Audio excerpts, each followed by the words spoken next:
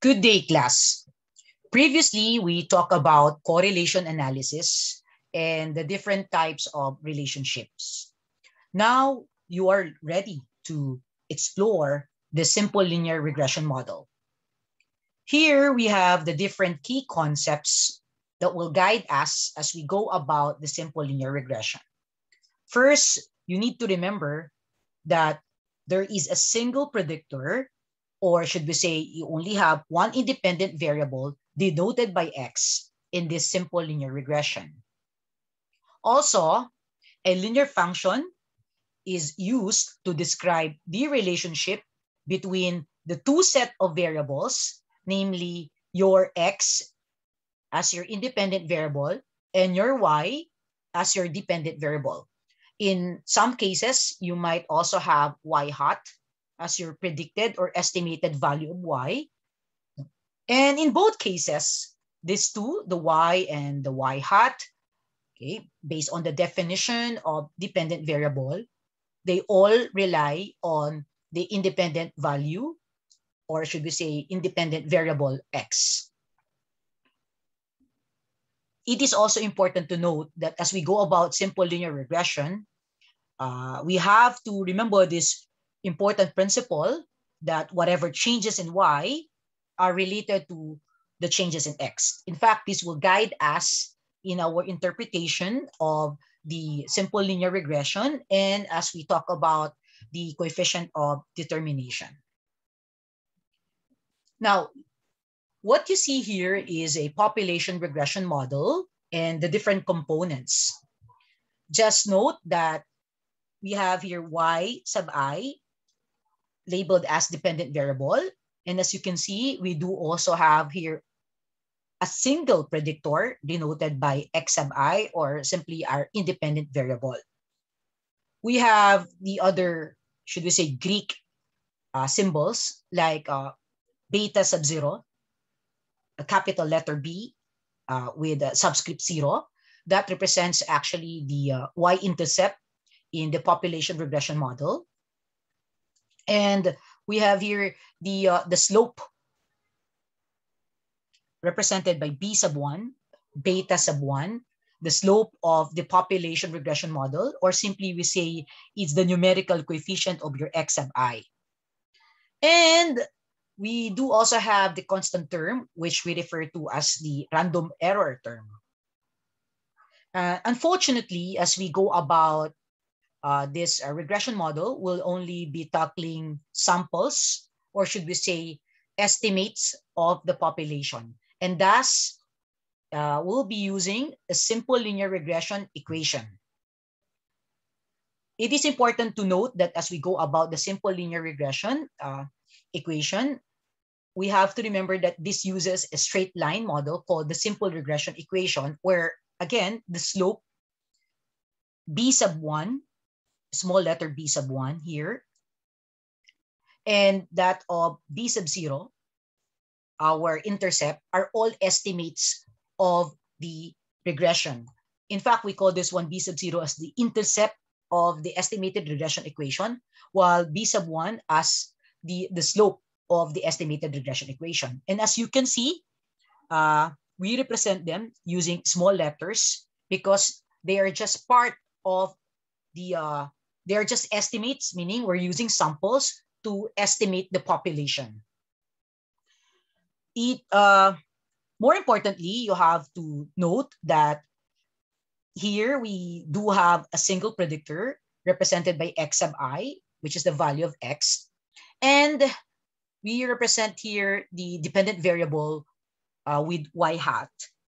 Okay, we denote it with y hat, which represents is as estimated. It represents the estimated or simply the predicted value of y.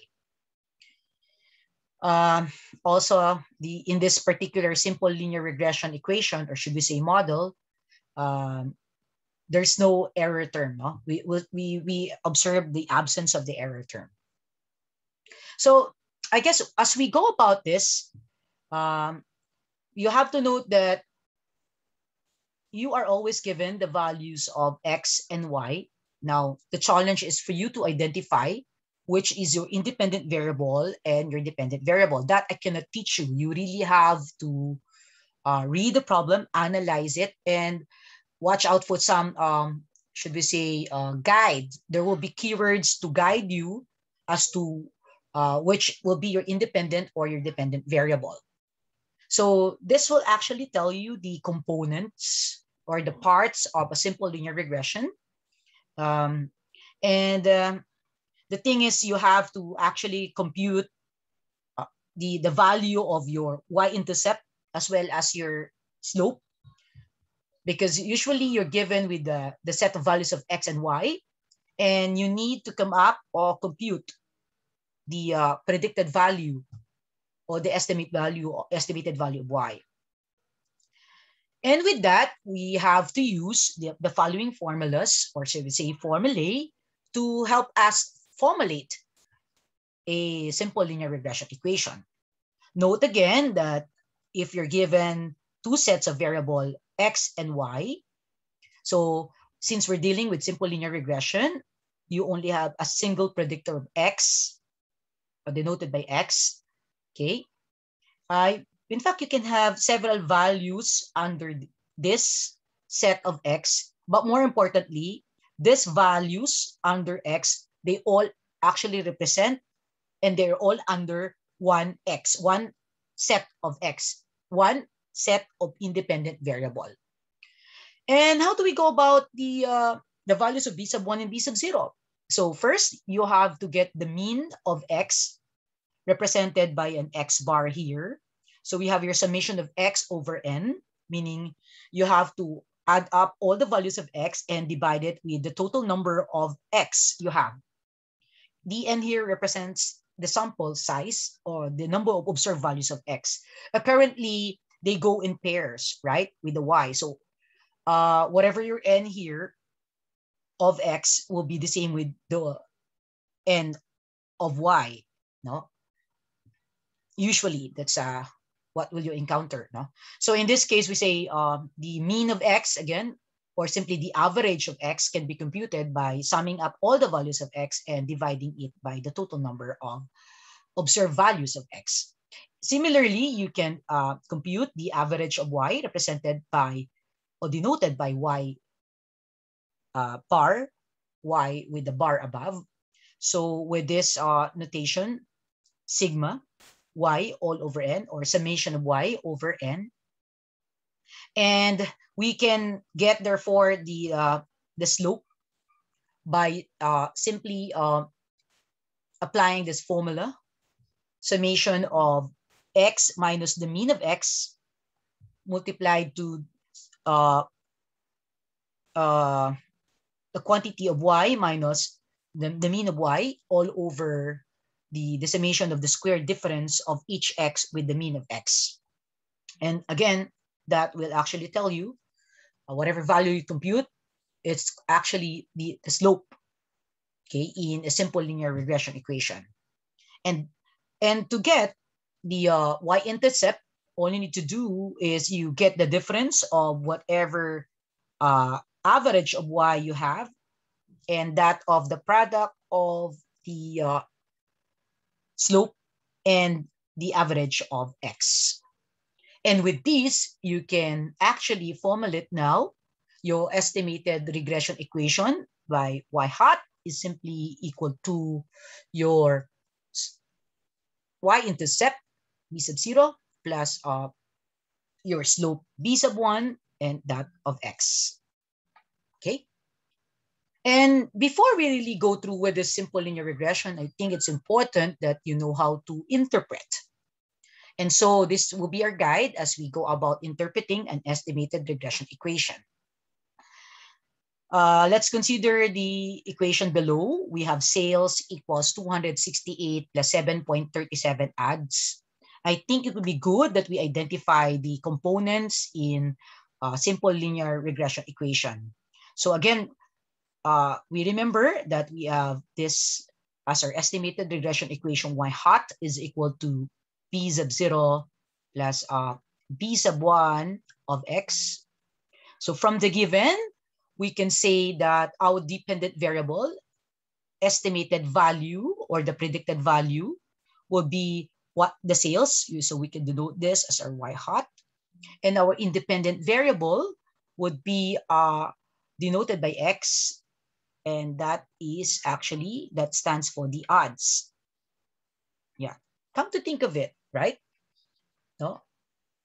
In reality, we say that as you increase your ads, okay, the more you spend on your ads as expected, there will be an increase in the sales. Okay, remember when you're used to social media, right? Even in I think in Facebook or even in YouTube, you see a lot of ads. No, and that actually is a factor, okay, for those say businessmen or women, okay, that aim to increase their sales. So in that case, we want to actually, analyze, okay, here now and examine how would actually ads contribute to the sales. And one way is, of course, is to interpret, understand how we go about the interpretation of this estimated regression equation. So what you need to remember here will be the components. You have to know the slope. Okay, the slope here would be denoted by b sub 1, and in this case, the slope is equal to b positive 7.37. And as we go about the slope, you need to consider the quantity. That's the magnitude, meaning how much of it. It's 7.37. And in what direction? That's why I mentioned positive. No? That will give you the direction, the inclination of the line. Remember the idea of positive slope tilting to the right. So here, how do we interpret this? We say that you have to identify each of the component and you know the slope. And so we say that for every increase, 1 unit increase of ads, there would be 7.37. That's the magnitude of the slope. Okay. Also increase in the sense that because your slope is positive, meaning there would be 7.37 increase in the sales. Of course, you have to remember the unit of measurements. Okay, so in both cases, 1 unit is equal to 1 million. And thus we say here, for every 1 million of advertising you spent, okay, there would be 7.37 million, okay, increase in the sales. So that's how we go about this. Now, also, you have to note about the idea of having a meaningful value. No? Meaning to say, is it possible for your X, your independent variable, to be equal to 0? You have to always think about this. No? Now, personally, I'll give you a tip. You have to consider the context of the problem or the situation. And in some cases, you have to look at, of course, the given in the problem.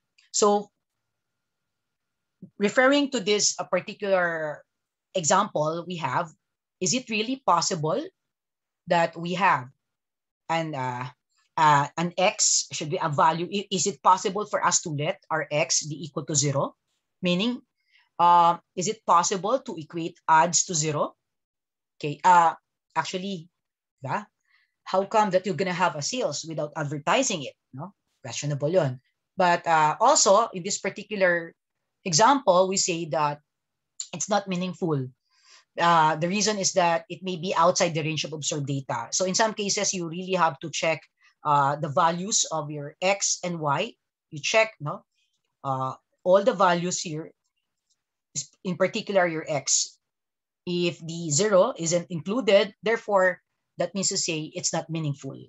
That's the thing. You just have to consider either the context or you check the given. Okay? Sige.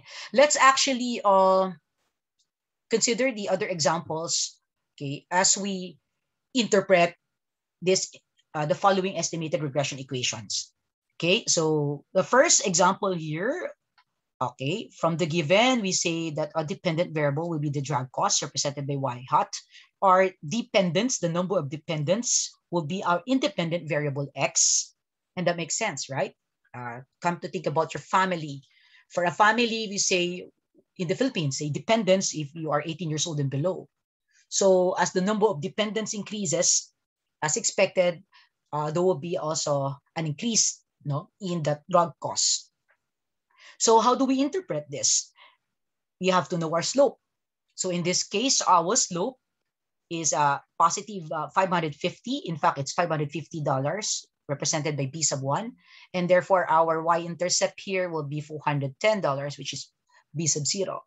So to interpret that means that for every additional dependent, say in a family, as expected, there will be a $550 increase in the drug cost. And that makes sense, right?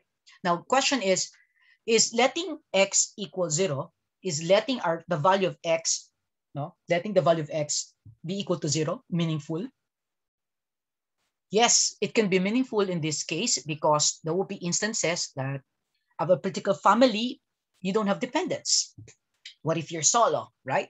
So that means that's meaningful. It's allowed that you do have no dependents at all, but still you incur any drug costs. There's okay. Well, again, let me remind you that the slope here is positive. Okay. Now, for the second example, we have the dependent variable here, rent, and the independent variable will be the square feet. Again, our slope, we can denote it by B sub 1, and it appears to be positive 1.05, while our y-intercept is 150. Both, okay, please check the units of measurements. Okay, for the square, okay, we have square feet here, rentals, actually all expressed in dollars. So how do we interpret it? It says here that for every additional square foot you add, think about the apartment or the condominium, okay, there would be a $1.05 increase also in the rental, and that makes sense, right?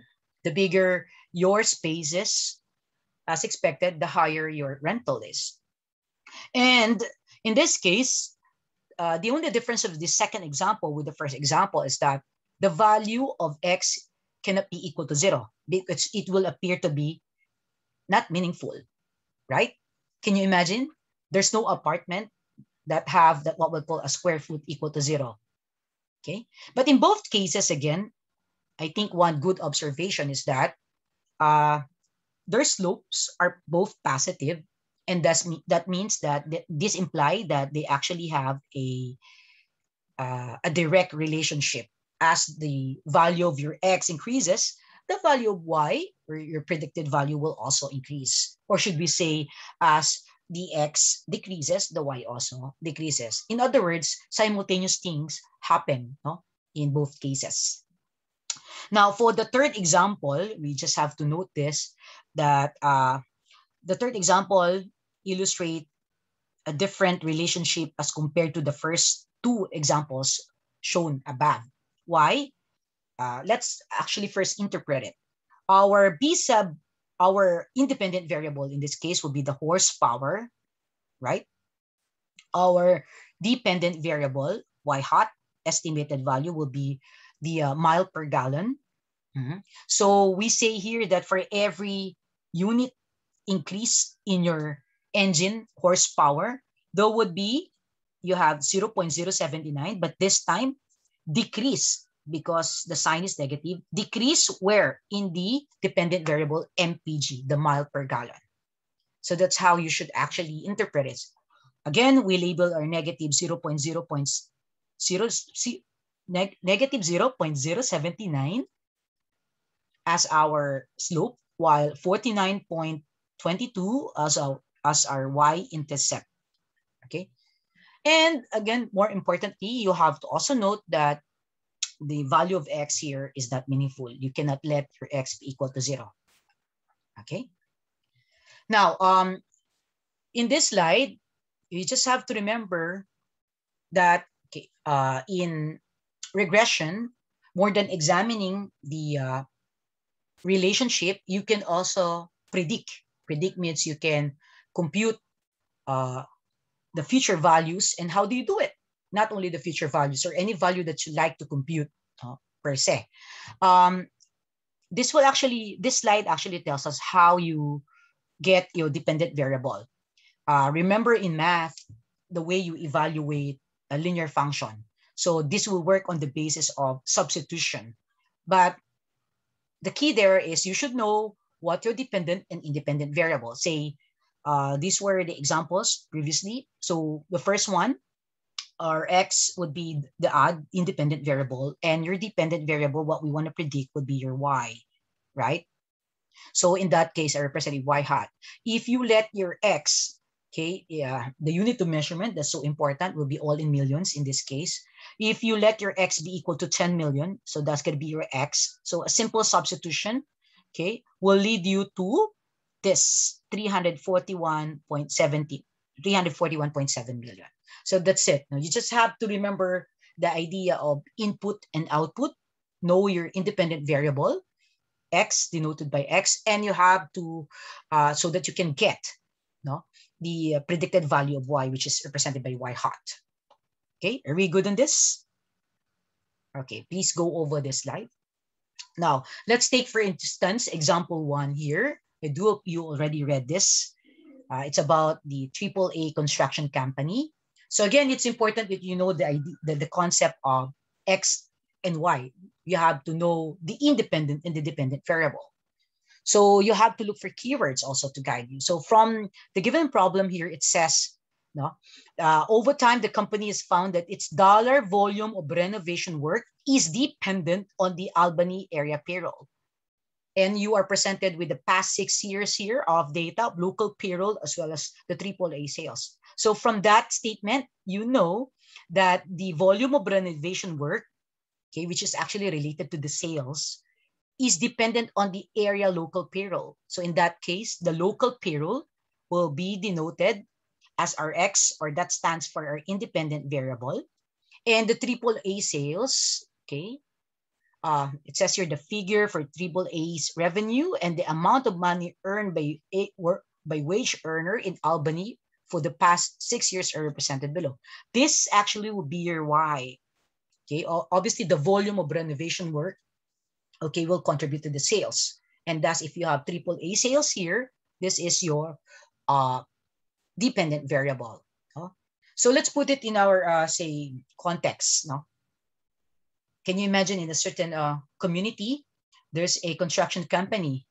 And as expected, if the local community payroll, okay, is high, or should we say it increases, okay, so that makes them more, that gives them more capacity to renovate, and that means that will contribute to a sales of that renovation company. So that's the idea. I hope you got the concept.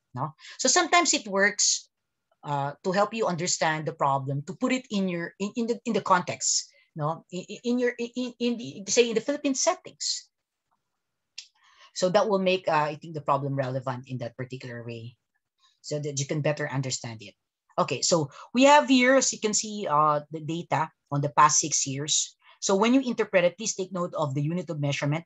Okay, the local payroll here is stated in $100 million, while the AAA sales is in $100. So how do we interpret this? This means that if you have a local payroll in a particular company, you have $300 million. Can you imagine it? That will actually yield to a $600 sales for that particular renovation. And so if you have $400 million here for your local payroll, you will get an 800,000 sales in the renovation, and so on and so forth. So here, you know that the sample size, or should be the number of data for X as well as for Y, in this case would be 6. Your N would be 6, given that you have past 6 years. So it's interesting to find out that is it really true that as the local payroll increases, the AAA sales also increases? Okay, and so the problem here is you need to actually come up with a regression equation, formulate a regression equation model, an estimated regression equation model. And for you to do that, the first thing, remember the purpose of regression, you have two main purposes. First is you need to examine the relationship. Let's get to know more about this relationship, the type of relationship that exists. Is it really linear? Are the two variables statistically significant or correlated? No, and their relationship should be linear before we can proceed to simple linear regression. And second is that we can predict. No? If we have established that there's a linear regression, we can really push through with that simple linear regression. So how do we examine the relationship? You can do it in two ways, remember. First one is visually using the scatter diagram or the scatter plot. So you have your X, the local payroll expressed in $100 million, and that of your sales in 100,000. So your dependent variable. So all you need to do is to plot the points. Okay. So as you can see, you have this point here. It says here $300 million. You have $300 million and you're going to get $600 sales for your renovation. So you plot those data for the past 6 years. Okay. And what I did is I actually, I drew a line there. Why? Because that will help us actually interpret their relationship or examine the relationship. So from the given, you need to examine those points. Do they actually resemble a line? What kind of line do they resemble? A solid line? It appears to be not that solid because not all the points lie on the line. But all the points, okay, seem to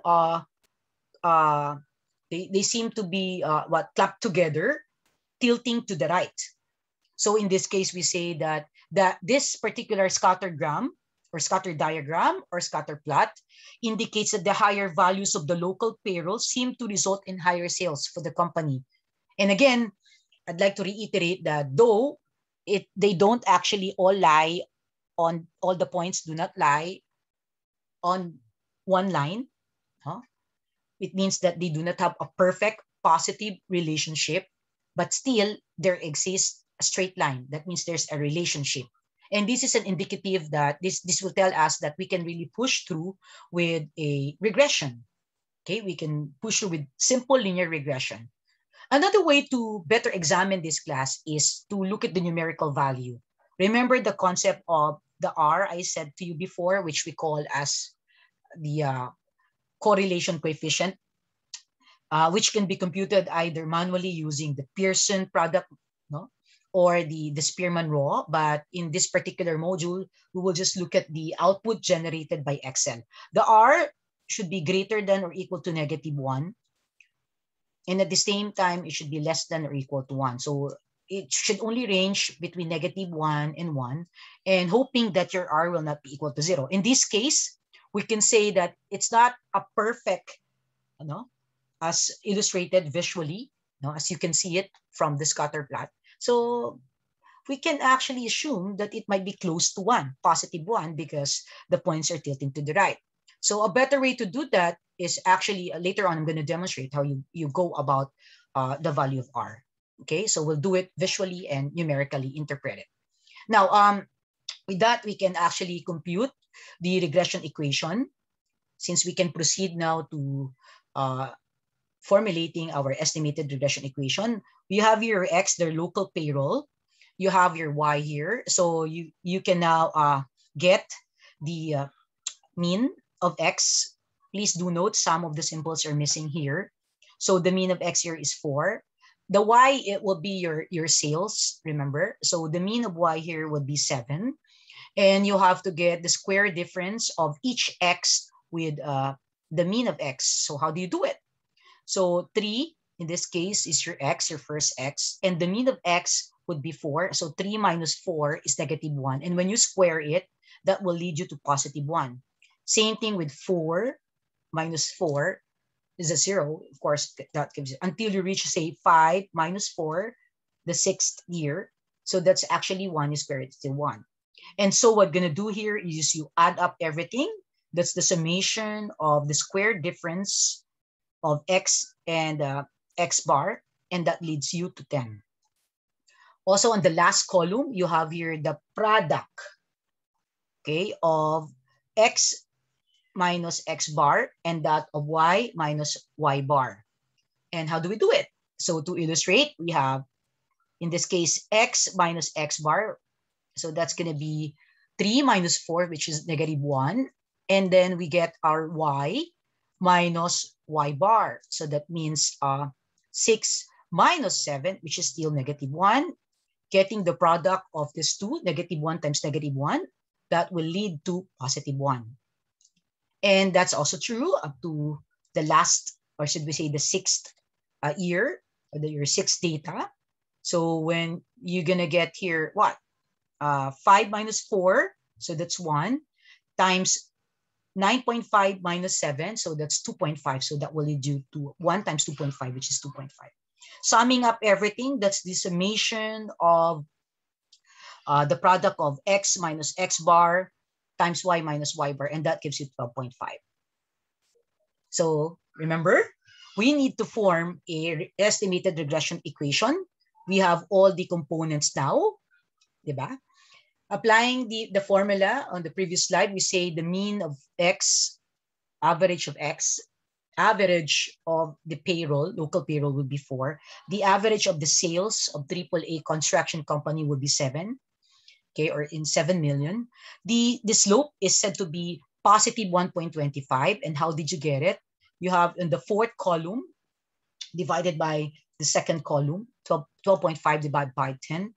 And you have your y-intercept, which is computed by simply getting the mean of y, which is 7, minus the product of your slope, positive, okay, 1.25, and that of the mean of x, which is 4. So that gives you 2. And therefore, we say, remember the estimated regression equation, y hat is equal to p sub 0 plus p sub 1x. Therefore, we say that y hat is equal to, we have your p sub 0, 2 plus your slope, positive 1.25 of x, or simply the sales is equal to 2 plus 1.25. So as for every, this is how you interpret it. For every, the payroll, remember the unit of measurement is in 100 million. For every 100 million increase, there would be 1.25 times 100,000, or should we say 125,000 increase in the sales. So that's how we go about the interpretation. And there's a direct relationship. Okay? So that's it.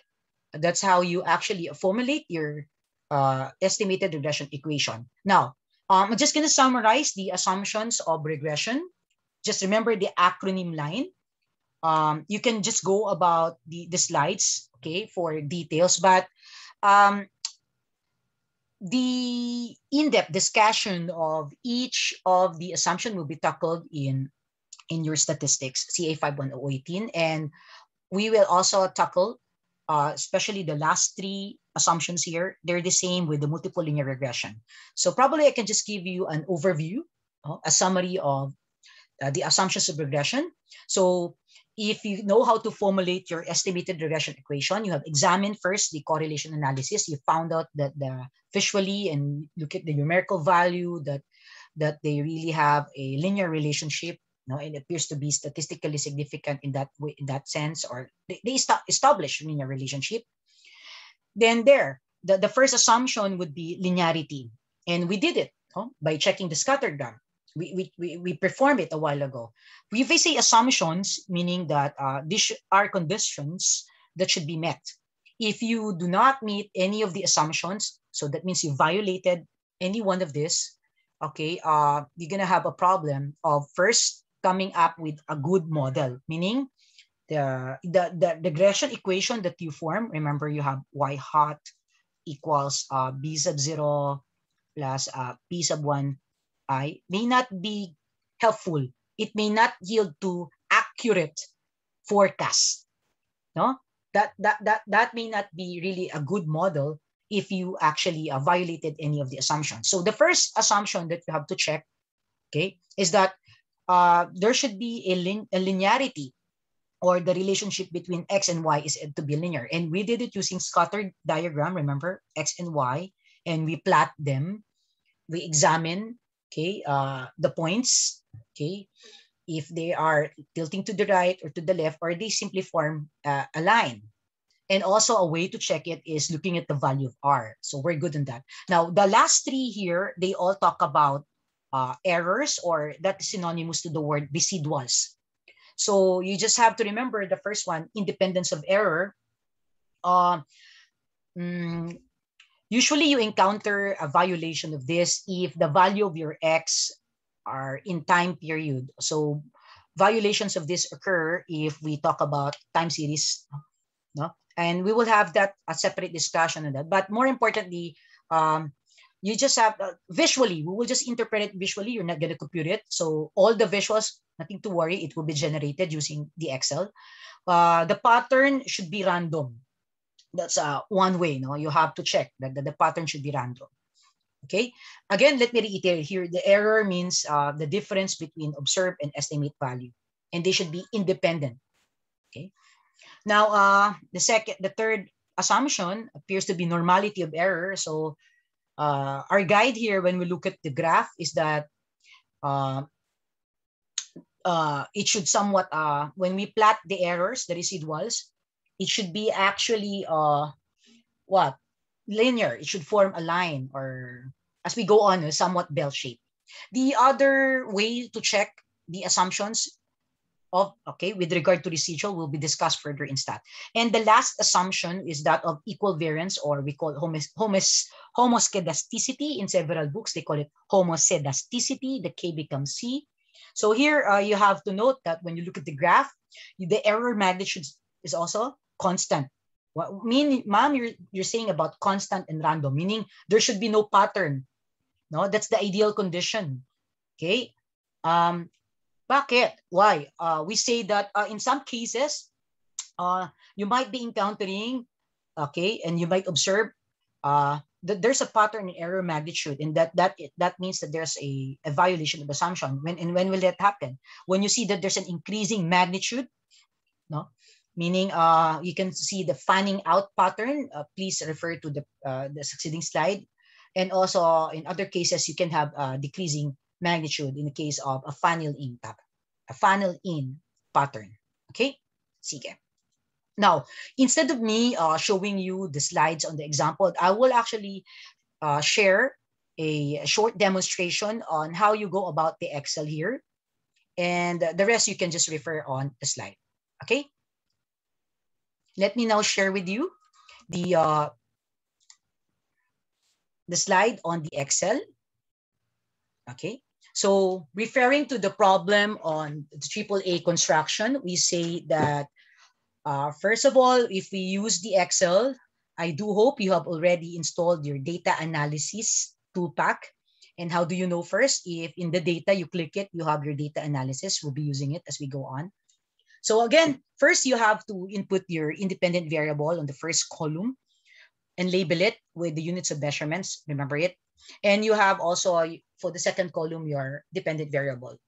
Okay. In any case, if don't interchange your X with your Y. Okay, you have to properly label them. So how do we perform the simple linear regression equation? First, we need to examine visually the relationship, and you can do it using the insert function.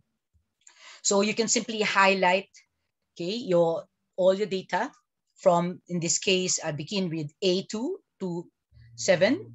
Then I can click insert. I'm sorry. Let me do it again. Okay, insert. Then from insert, I choose chart. Then I go with scatter. Okay, so in my scattergram, you have a lot of options above. Please, I'll give you the moment to explore on it. Just find time na lang to explore on it. So in this case, I'm going to choose the layout 1. You have a lot of options here. So in my case, I'm going to choose layout 1. I can edit it and say that, I'm sorry.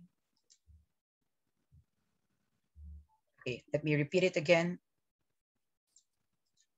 Okay, so I can edit it and say that, remember, my x-axis would be what? The payroll. Type my payroll here.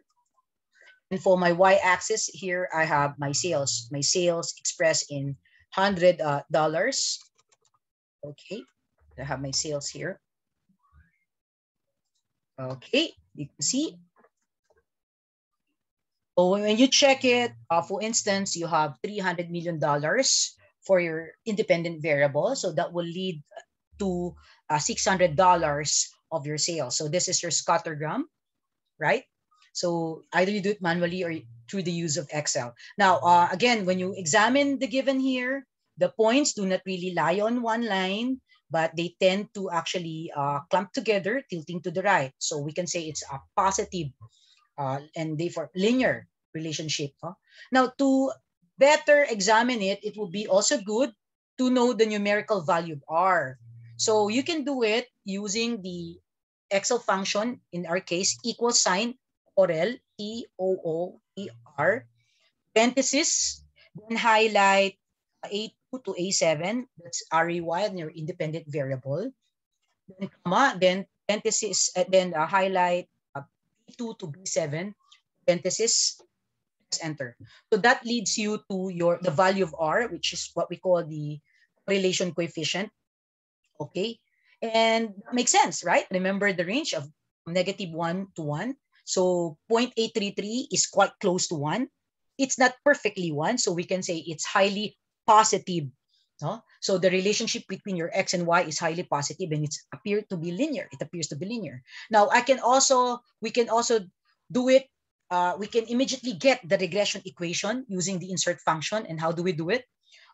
You again explore this. No, you go to your quick layout.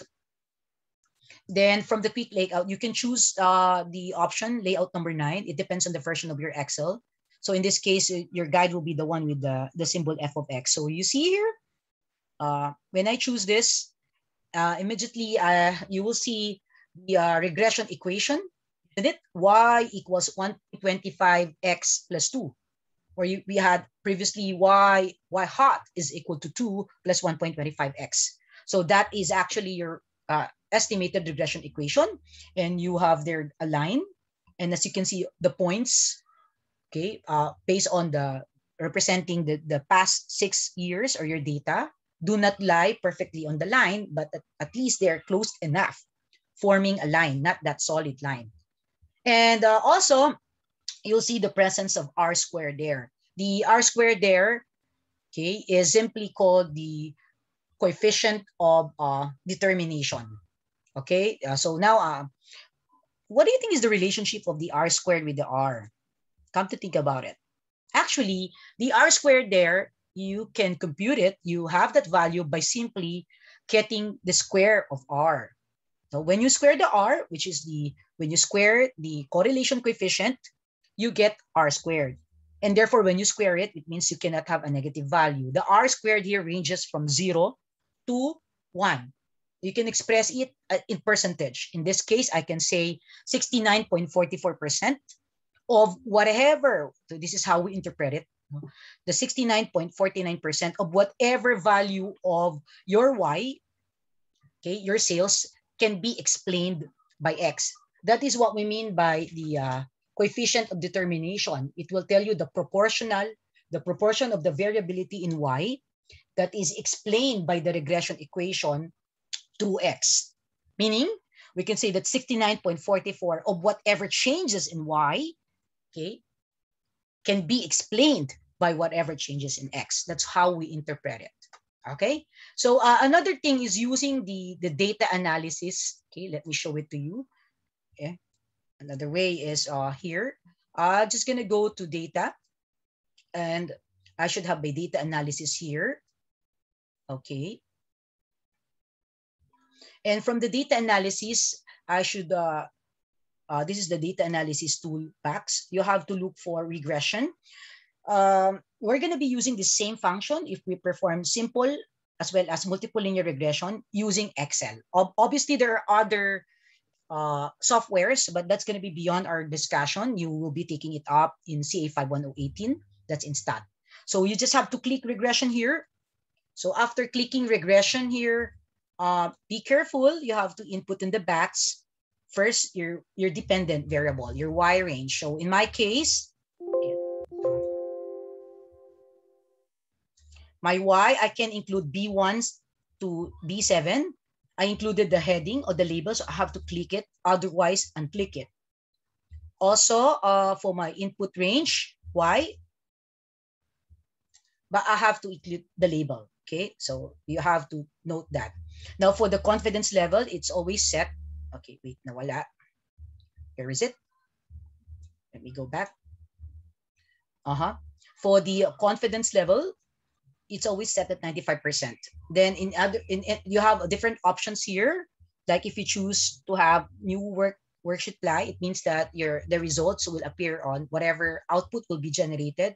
Generated output will appear on the other worksheet. But in my case, I want to appear it here also. Again, I click output range and highlight cell, say L1. Then I'll just click this one, the residuals. This will help you actually, when you click this, you will have the output, the visuals that you will be needing in assessing the assumption. That's why I told you a while ago, we will just assess the assumption based on the output generated by Excel. Limiting it to normal probability plots. No, we don't have yet here the stem and leaf display, etc., etc. The histogram, we don't have it here. So you'll have it all in stats. So we'll just limit it here. Please refer to the PDF learning materials. So now we're ready. We can click OK. And there you go. This is the table. So you have to know how to interpret this table for a while. Let me just fix the table so that you can really see the output. Okay. Here we go. Okay. And these are actually the visuals. Remember, the normal probability plot, a way to check your assumption. In fact, you have here you're gonna have your scattergram or scatter plot, this one, and the residual plot. Please refer to the PDF learning materials. No, okay. Those are the same visuals that you see. Okay, let's explore this table here. So as you can see in the regression statistics output, you will have your multiple R in simple linear regression. Apparently, that appears to be the same with the R. Okay, that's the same with the R we had using the insert function. And the R square here is the same also with the R square generated by the Excel insert function. Okay, layout number 9. So either you use that insert function or you use this data analysis tool pack, which will give you a lot of information. Okay. Also here you get your coefficients. You have to interpret it. You just have to look at the last bottom table. Okay, the last table at the bottom. The coefficient 2 here stands for the intercept of the estimated regression equation. And the 1.25 here under coefficient across the payroll will be your slope. And so from here, we can actually formulate our equation and say from the given that our dependent variable, remember, sales, okay, is simply equal to, what's your slope here? 1.25x, isn't it? Okay. And you have to add, actually what? You simply have to add your intercept. What's your intercept in this case? 2. And the X here would be your local payroll. Let me just type it, local payroll, so that you know. Or simply payroll. I can just have payroll, right?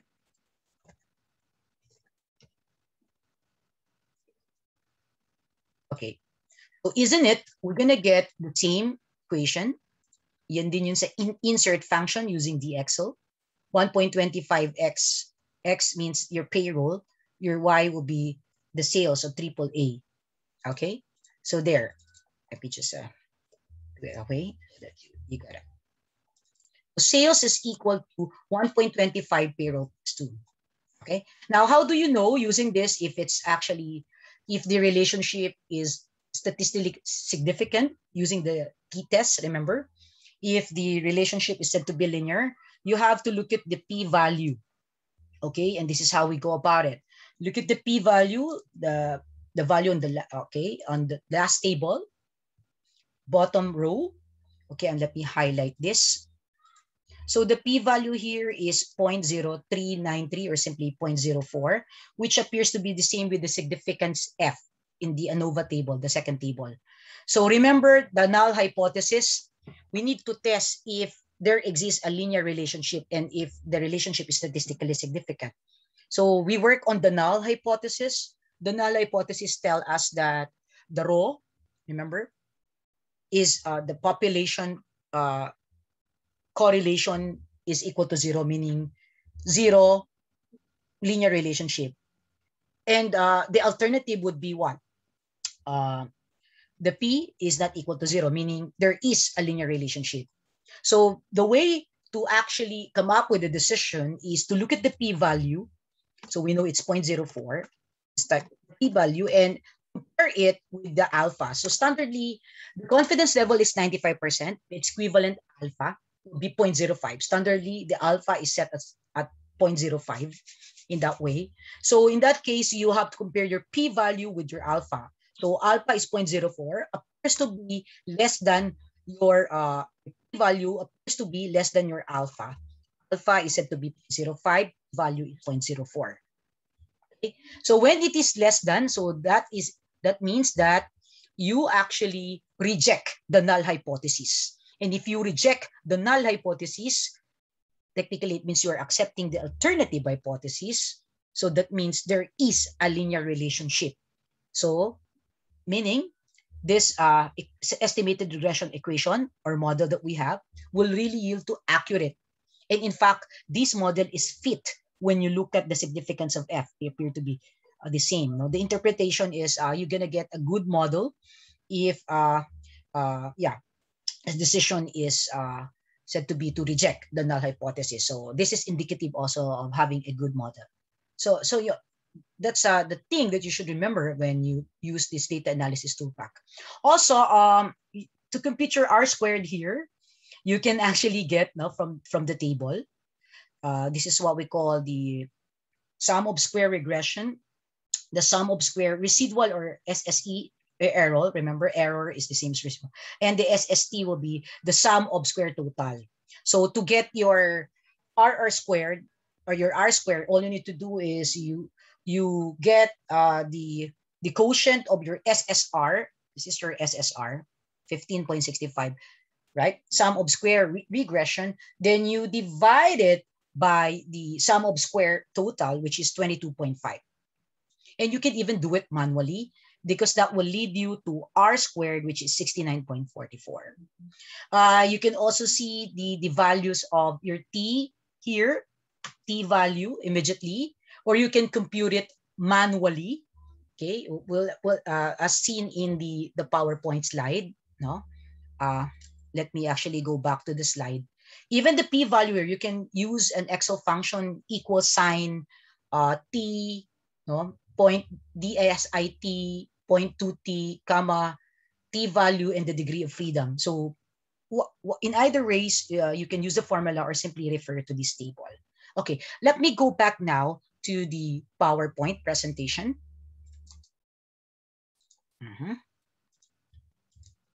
So, reiterating the concept of coefficient of determination R squared. I think I mentioned it a while ago. It talks about the proportion of variability of your dependent y, say y hat or y variable that is explained by your independent x. So that will tell you how much of the changes in y can be explained by the changes in x. Okay, so this is how we go about it. Okay, the quotient of your SSR over SST, and you expect to have a value between 0 to 1 because it's being squared. You can get a negative value. Manually, you can compute it this way, class. If you have your x and you have your y, remember, the mean of y is 7. You do have to actually get this one, the square difference of your y and mean of y. Like in the case of, in this case, 6 minus 7, that's -1, you square it, you get 1. Until you reach, say, 9.5 minus 7, then you square it, you get 6.25. Okay, then you add up everything, and that's the sigma of squared difference of y and y mean, and that is equivalent to your sum of square total, SST. Now, you have here your y hat, or the predicted value of y, and how do you compute it? If your y hat is equal to p sub 0 plus b sub 1 of x, so you all know your b sub 0 is said to be 2. That's your y-intercept, and your slope is 1.25. So if your x is 3, you just input, and that will actually lead you to 0.75. If your x is 4, using that estimated regression equation with your b sub 0 and b sub 1, you will get 7. Okay, we'll be needing it because we have to compute the square difference of y and that of the estimated value of y, or the predicted value of y. And when you add up everything, that will give you the summation of the square difference of y and estimated value of y, and that represents your SSE, sum of square error, or sometimes called, the sum of square residuals. Diba? Now, the last column here, you have the square difference of your predicted value of y and that of y mean, okay, average. So paano yun?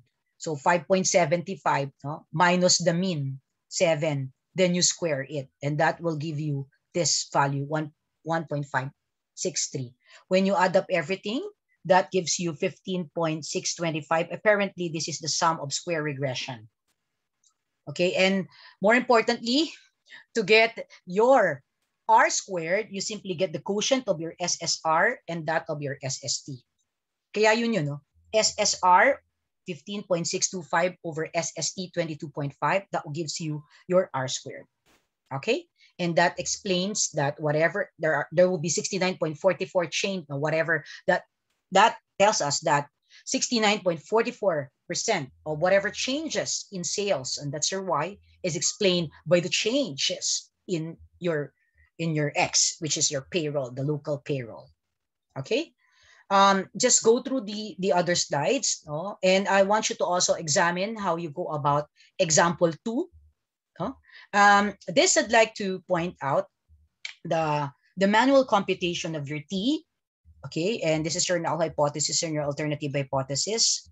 You have here your B sub 1, which is actually your slope. So beta sub 1, small letter b, and this letter b, okay, capital B sub 1 will be equal to 0. All over, this is the standard error of your slope. There are two kinds of standard error that you see on the table, and we have the degree of freedom, which is n minus 2.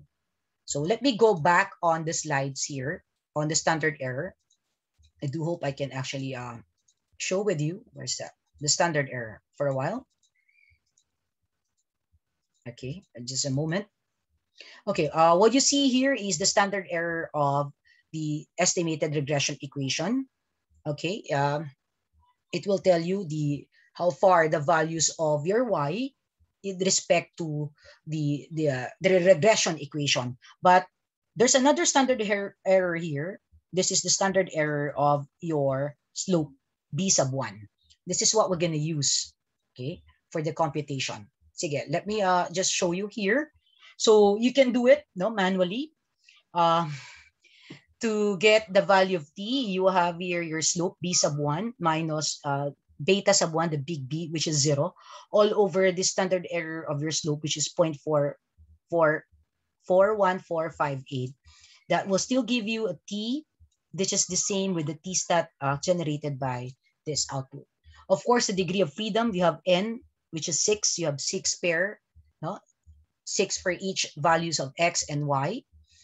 Sample size, degree of freedom of 4. So you can compute your p-value manually also, okay, if you like, or even using Excel function instead of using the data analysis toolpath. You just have to input equal sign t minus DSIT 0.2t. Parenthesis, this is the value of your t, which is 3.01, comma, and your degree of freedom, that gives you 0.039. But you can actually get it with the data analysis toolpath, looking at the p-value, the last row, the last table, okay, value under p-value. Okay, and so we say here This is what I was trying to share with you a while ago. This is your null hypothesis. V sub 1 equals 0, meaning zero correlation. And so if it's zero correlation, it means no linear relationship. Otherwise, if you reject that, it means you're accepting it. So this means non-zero. So if it is non-zero, that means there is a linear relationship between x and y. Okay, so yeah, the estimated regression equation, your model is really helpful. It will help you it will help you get accurate forecast. So in this case, since the P is 0.039, appears to be less than your alpha is set at 0.05 all the time. The alpha is set. So if it's less than, you need to reject this.